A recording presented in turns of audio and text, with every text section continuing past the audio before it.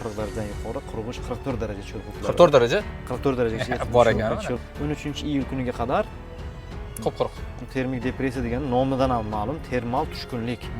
Ya'ni kishilar kun davomida 24 soat havodan, ob-havoning bosimidan tushkun vaziyatga tushish degani. 42-43 darajali issiqlar o'zi qaysi kunlar o'zi? Assalomu alaykum. Dehqon va fermerlar uchun ob-havo ma'lumotlarini berishni davom etamiz. Erkin aka, assalomu alaykum. Demak, o'tgan hafta o'ta yomg'irli bo'ldi. Kutganimizdan ham ko'proq bo'ldi menimcha va dehqonlar so'rashyaptiki, yoz bo'yi shunaqa bo'ladimi o'zi, yo'q, qiziydigan kunlar ham bormi?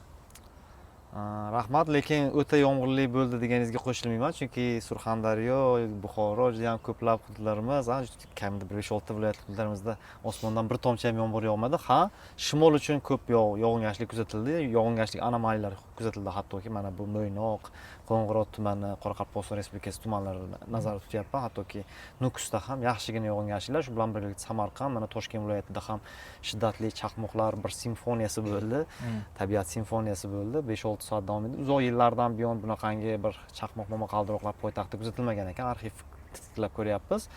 Va bu yaxshi. Nimaga desangiz, yoz oylarida kechqurungi tungi muddatlarda bunaqangi chaqmoqlar bo'lishi, havoda o'sha ozonni ko'payishiga, bu kislorodimiz yoz oylarida tabiiy ravishda kishilarda, ayniqsa yosh katta insonlarda, qariyalarda kislorod kamayadi qonda. Va chaqmoq hodisalari, momaqaldiroq hodisalari mana shu kislorod 3 izotopi deydi, ko'payishiga olib keladi. Yaxshi yilda ketyapmiz degani va o'sha salqinlik bo'ldi Mo'ynoq tumanida, Qo'ng'irot tumanida, hattoki o'sha o'tmishda iyunning so'nggi kunlarida kuzatilmagan sovuqlik rekordlari yangilanib ketdi. Masalan, 10 darajaga, 11 darajagacha pasayib ketdi, plus kechasi, tunda. Bunaqasi oxirgi 50 yilda shu shimol hududlarda kuzatilmagan ekan, ayni shu muddatda, shu iyun oxirlarida. Demak, yaxshi yilda ketyapmiz va mana bu haftamiz endi sekin Turkmanistonda mana qizil ranglarda, anor ranglarda ko'rsatyapmiz. Issiq havo oqimi, bu termik depressiya emas. Termik depressiyada atmosfera bosimi ko'zida 995 gektopaskalga pasayadi. Biznikida 1000 gektopaskal. Bu o'zimizni mahalliy havo oqimi desak bo'ladi, issiq havo oqimi va davomli.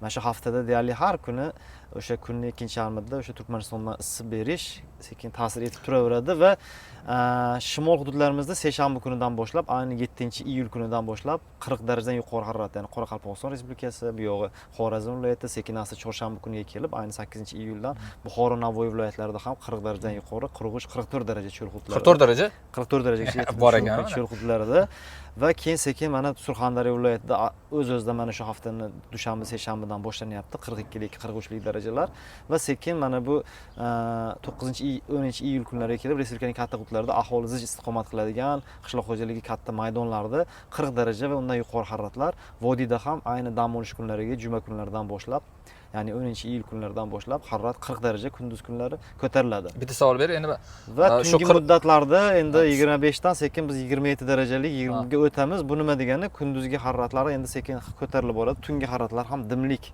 yuzaga keladi. Lekin shuni so'ramoqchi edim, ya'ni namlik yuqori bo'lsa, bu 50-60 darajaga his qilishga olib kelmaydi. Masalan, hozirgi 40 darajaliklar ham shu kishilarning hafsalasini biroz pir qiladigan, lekin o'sha termik depressiya jarayoni emas, xuddi termik depressiya degani nomidan ham ma'lum, termal tushkunlik.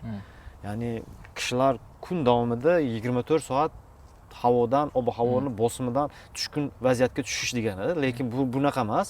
Baribir tungi muddatlarda sekin g'irg'ir shabadalar, komfort ob-havo muhitlari bo'ladi. Ya'ni sal o'zi tana dam oladigan, uyqular chaqiradigan bir ob-havo bo'ladi, lekin hozirgi jarayon shunaqa va bu qishloq xo'jaligiga u darajada katta xavf tug'dirmaydi, lekin baribir kichik kuchsiz bo'lsa-da atmosfera qurg'oshligi yuzaga keladi ko'plab hududlarimizda. Bunda endi sekin o'sha qishloq xo'jalik ekinlarimizda biroz, masalan 5%, balkim 3%lik o'sha masalan paxtachilik sektorini aytadigan bo'lsak, gullariga, shonalariga biroz to'kilishi, qovjirash holatlari bo'lishi mumkin. Bo'lsa shunaqa bo'ladi. Ha, o'shaning uchun endi sug'orish muddatlari endi baribir o'zlari yaxshi bilishadi, dehqonlarimiz, bog'dorlarimiz tungi, kechki muddatlarda sug'orish ishlarini amalga oshirishlari kerak. Yog'ingarchilik kesimida mana uni ham joylashtiryapmiz. Haftalik ob-havoda haftalik yog'in quvvatini ko'rsatyapmiz.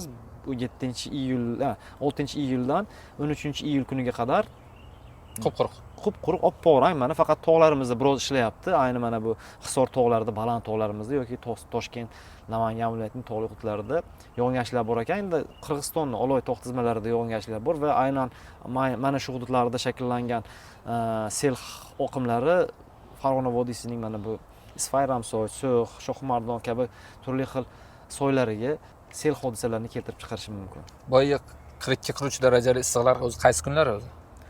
Shimolda o'z-o'zidan Qoraqalpog'iston, Xorazm Respublikasi hududlari hafta davomida deyarli har kuni уже bugundan boshlanyapti ularda. Har kuni mana shu 40 darajadan yuqori haroratlar bilan to'qnash keladi.